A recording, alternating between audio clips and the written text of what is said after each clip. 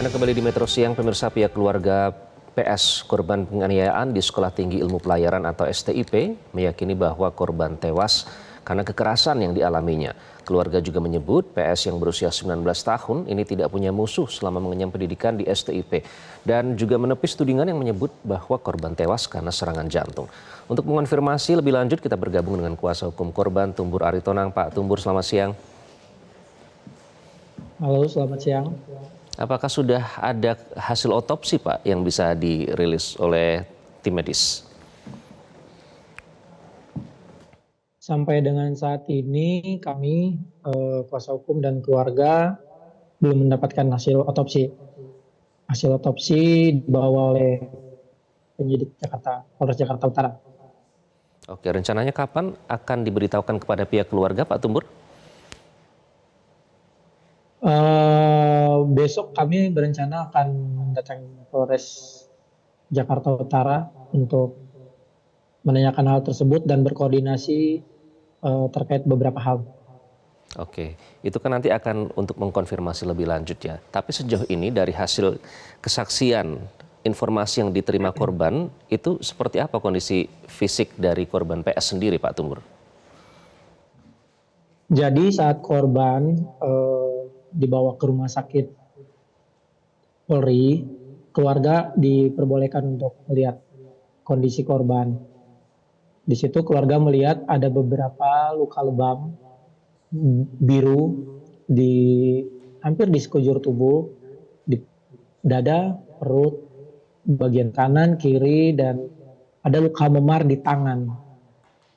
Itu yang dilihat secara kasat mata oleh keluarga. Begitu, Mas. Oke, pada saat pertama kali diundang untuk melihat langsung kondisi dari almarhum, apakah apa informasi yang diterima dari pihak STIP, Pak Tumbur? STIP cuman bilang bahwa korban itu diangkat oleh beberapa rekannya dari toilet, lalu sempat dibawa ke klinik, namun di klinik itu korban tewas. Lalu dibawa ke rumah sakit untuk memastikan kondisi korban, namun memang korban tewas di kampus. Seperti itu. Oke, karena polisi kan sudah memberikan keterangan ya, termasuk lokasi kejadian di toilet misalnya. Kemudian juga ini berlangsung bukan pada saat kegiatan sekolah begitu. Nah, apakah informasi itu juga sampai ke pihak keluarga dan selengkap apa informasi yang sampai ke pihak keluarga, Pak Tumbur? Ya, jadi yang keluarga ketahui itu kan dapat informasi dari pihak kampus seperti yang tadi saya jelaskan. Dan memang ada informasi-informasi yang masuk kepada pihak keluarga bahwa korban ini dipukul oleh seniornya, dipanggil ke toilet beberapa lama, ada setengah jam, lalu korban dibawa. Jadi korban masuk itu masih sehat, masih tegak, masih sehat, kurang lebih hampir setengah jam lebih, lalu korban dibawa dalam keadaan tidak sadarkan diri, diangkat oleh beberapa orang, baru dibawa ke klinik. Hanya sebatas itu sih yang kami tahu. Jadi memang ini yang kami perlu klarifikasi lebih jauh pada pihak penyidik. Oke. Jadi hanya keterangan dari pihak kampus ya. Pak Tumbur, kemudian pada saat mendengar informasi-informasi tersebut soal pelaku, ada satu orang yang ditetapkan sebagai tersangka. Apakah pihak keluarga ini mengenal pelaku-pelaku yang disebut tersebut dan apakah ada cerita bahwa korban mungkin pernah bermasalah dengan temannya atau bagaimana, Pak Tumbur?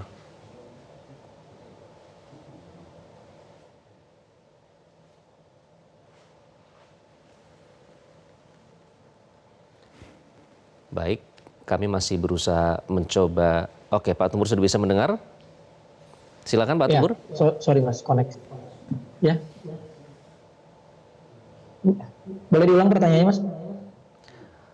Karena satu pelaku sudah ditetapkan sebagai tersangka, pada saat keluarga mendengar soal informasi ini, apakah korban ini atau pihak keluarga mengenal pelaku-pelaku yang disebut-sebut namanya itu?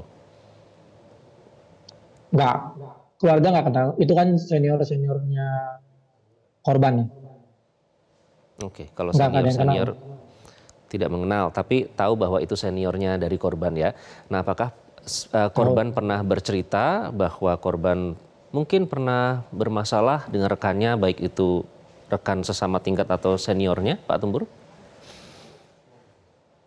Nggak, jadi informasi yang dimiliki oleh keluarga, korban ini nggak aneh-aneh kok di sekolahnya. Korban ini bahkan berprestasi. Jadi keluarga menuturkan rencananya korban ini jadi salah satu kontingen ya untuk acara lomba di luar negeri, mayoret. Jadi memang korban ini sepengetahuan keluarga nggak punya musuh, tidak ada masalah juga, ribut-ribut. Cuman saya nggak tahu ya apa seniornya menaruh dendam karena apa, nggak suka sama korban kenapa juga itu yang perlu kita tahu sih. Oke, itu yang masih akan didalami ya. Terakhir Pak Tumbur, apakah Ya. nanti ada langkah hukum yang akan ditempuh oleh pihak keluarga terhadap STIP? Terhadap STIP kami masih eh, belum berfokus ke situ. Kami masih menunggu hasil investigasi dari Kementerian Perhubungan. Dan keluarga juga kan masih fokus untuk acara persemayaman almarhum. Nanti akan kami lihat, akan kami pelajari hasil investigasi dari Kementerian Perhubungan. Dari hasil investigasi tersebut, baru kami akan pikirkan langkah hukum selanjutnya.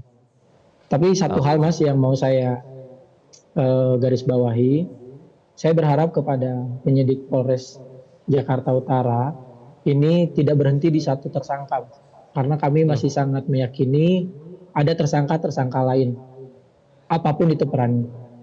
Karena dari beberapa media saya baca, korban ini kan dipanggil oleh beberapa senior, ya kan. Jadi